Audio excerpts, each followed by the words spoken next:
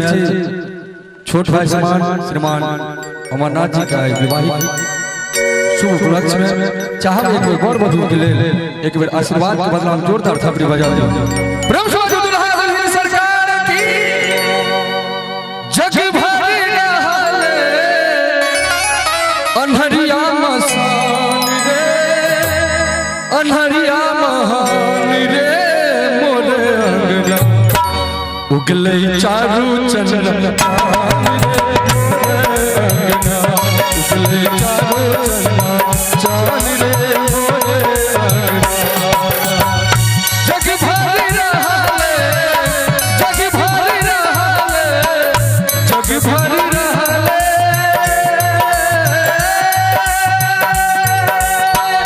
जग भरी रहले अनहरिया मसान रे अनहरिया महान रे मोरे उगले चारू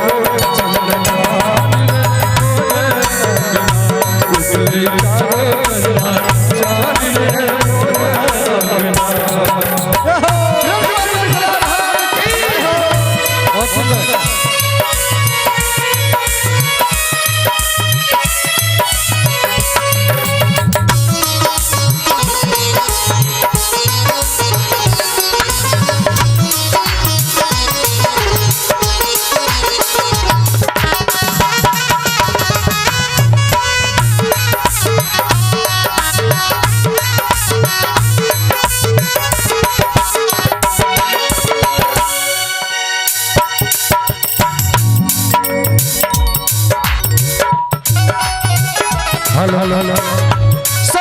के कलिसिया सरसों के कलिसिया ज्योति महान रे तीसी रंग दुल्हा सुहान रे तीसी रंग दुल्हा सुहान रे तीसी सरसों के कलिसिया सिया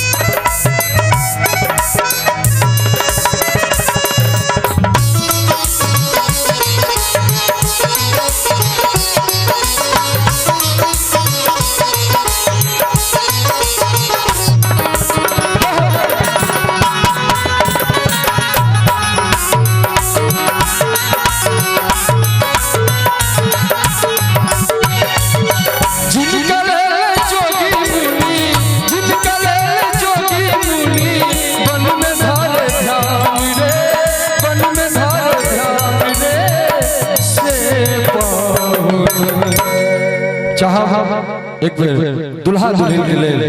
एक आशीर्वाद बदला में जोरदार धमट कर थपड़ी आवाज चाहिए। प्रेम से बाजू दुल्हा दुल्हन सरकार की जय हो।